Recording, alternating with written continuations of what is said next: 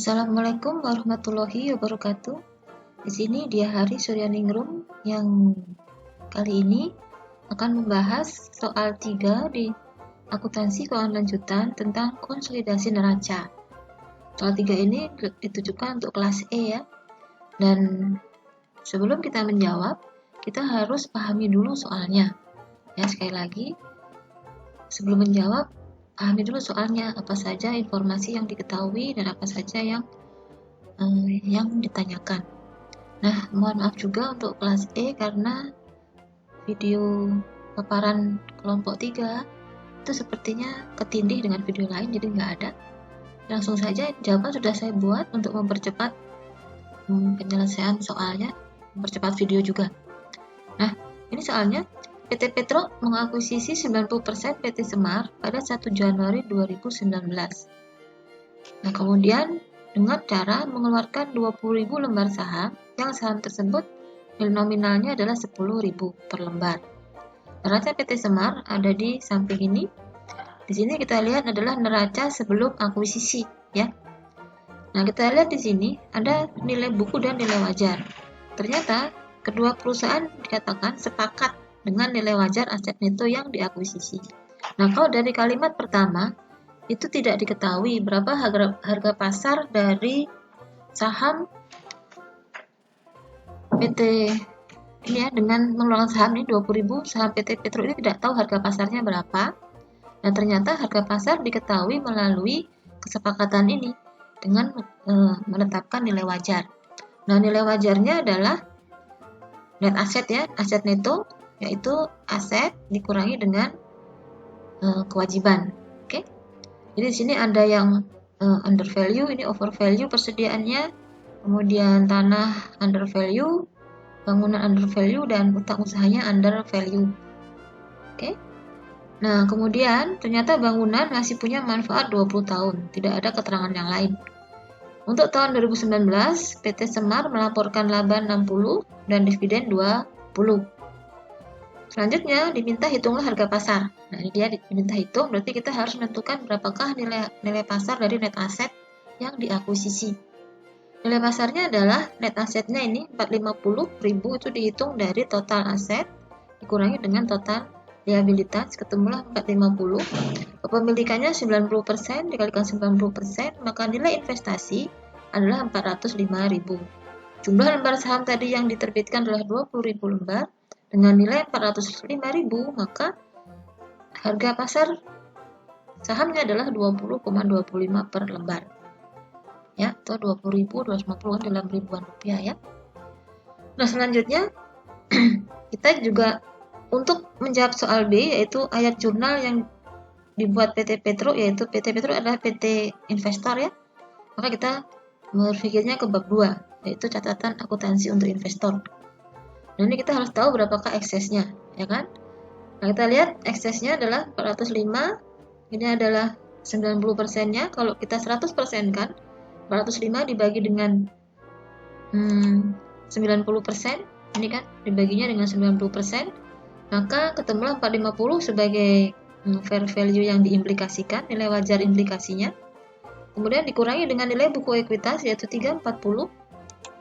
340 adalah nilai buku ekuitas, yaitu ini.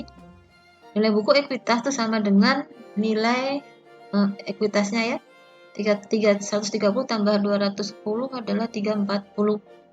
Sehingga ada ekses 110, ekses ini dialokasikan kepada persediaan yang dinilai terlalu tinggi 10, kemudian tanah terlalu rendah 30, dan bangunan terlalu rendah juga 80, utang usaha terlalu tinggi 10.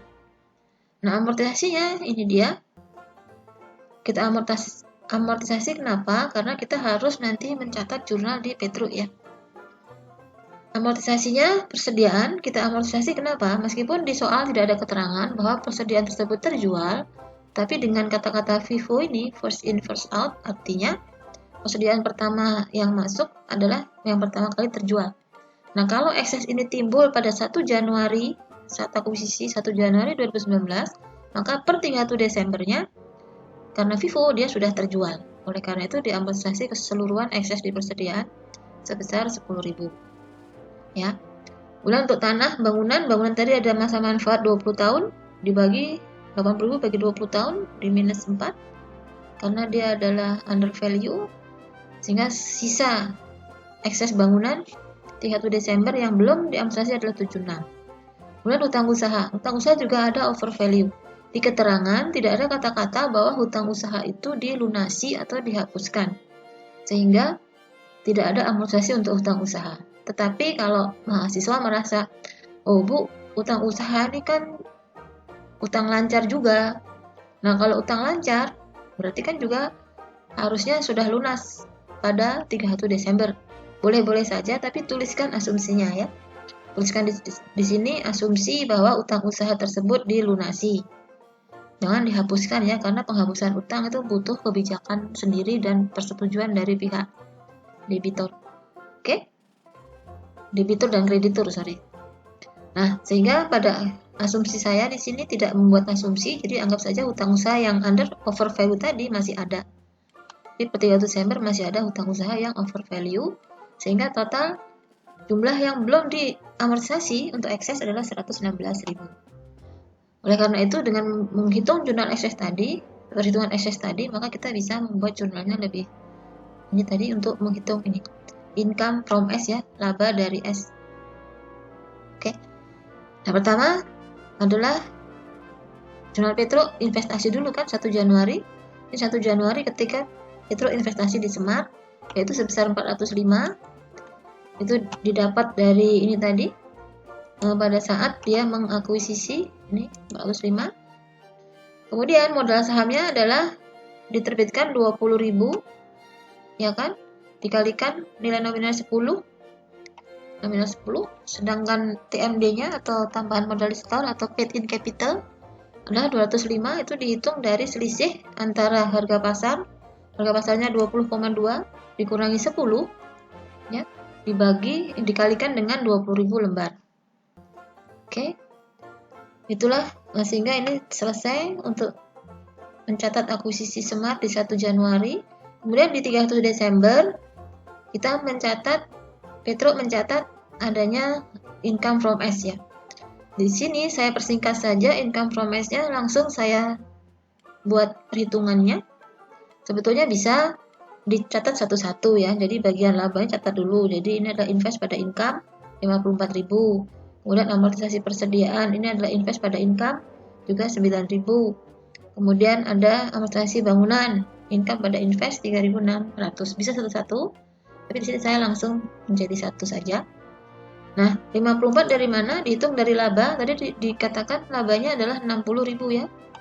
60.000 dikalikan kepemilikan 90% ini hitungannya. Kemudian untuk amortisasi ekses persediaan yang over value itu juga tadi eksesnya adalah 10.000 dikalikan dengan kepemilikan 90%. Begitu juga dengan amortisasi bangunan yang di sini 4.000 dikalikan dengan 90% 3.600 sehingga pendapatan dari S adalah 59.400. Di jurnalnya, jurnal konsolidasi satu baris invest pada income 59.400. Dan yang terakhir jurnal BTP adalah mencatat pembayaran penerimaan dividen ya. Penerimaan dividennya 90% kali 20.000, jadi juga di soal sudah ada dividennya 20 dengan kas pada investasi di Semar jurnalnya. Lanjut, jurnal C adalah menentukan saldo investasi 31 Desember. Nah, investasi di S 31 Desember itu bisa dihitung dengan dua cara. Cara yang ke satu adalah dengan cara menentukan saldo awal investasi, kemudian ada perubahan. Masih ingat metode ekuitas? Perubahan dari investasi di perusahaan anak itu berubah karena earning, losses, dan adanya dividen. Nah, di sini adanya earning adalah 59.400 sudah dihitung di atas sini. Dikurangi dengan dividen 18.000 di jurnal ini dikurangi dividen sehingga saldo investasi di Semar 31 Desember adalah 446.400. Atau dengan cara lain yaitu dengan ini berpikir bahwa untuk investasi di S itu lawan resiprokalnya adalah ekuitas, ya kan? Nah, oleh karena itu kita bisa menentukan melalui ekuitas. Ekuitas per 31 Desember karena yang ditanya adalah investasi per 31 Desember, maka kita juga harus menentukan ekuitasnya per 31 Desember. Ekuitas per 31 Desember adalah 130 untuk modal, ada di soal ini. 130 modal dari S. Kemudian saldo labanya 210, ingat 210 ini adalah 1 Januari, yaitu sesaat sebelum akuisisi. Berarti 210 ini harus kita cari berapakah 31 Desembernya. Nah, karena di sini punya laba 60 dan dividen 20, berarti ada tambahan RE atau saldo laba 40. 210 tambah 40 adalah 250. Di sini tertulis adalah 250 ya. 210 tambah 60 kurangi 20. Ketemulah ekuitas Semar per 31 Desember adalah 380.000. Jangan lupa ditambah dengan ekses yang masih belum diamortisasi. Ekses tadi sudah kita cari di sini. Ini eksesnya 116.000. Lalu dikalikan persentase kepemilikan 90%, maka dengan cara yang sama kita bisa menentukan investasi di S per 31 Desember yaitu 446.400. Jadi saya sendiri selalu kalau membuat perhitungan AKL itu membuat dua hal semacam ini untuk membuktikan apakah betul yang sudah saya kerjakan itu sudah betul ya. Kemudian yang terakhir adalah mengkonsolidasi neraca. Karena ini ada di bab 3, maka saldo akhir yang dikonsolidasi, yaitu 130 untuk modal, 250 dan 116. Ini sama seperti ini kan. Kemudian investasi di S-nya ini 446 dan 49600, selisihnya ini atau dengan cara total ini dikalikan dengan 10% kepemilikan minoritas ya. Di sini ada ekses sebesar 116. 19 ini dialokasikan tanah 30, 76 dan utang usaha 10. Tampak juga di sini. Ini ya. Tanah 30, 76 untuk bangunan dan 10 untuk utang usaha. Total 116. Oke. Mudah-mudahan cukup jelas paparan saya ketika menjelaskan soal 3 AKL 1E yaitu tentang konsolidasi neraca. Sampai di sini paparan saya dan terima kasih. Wassalamualaikum warahmatullahi wabarakatuh.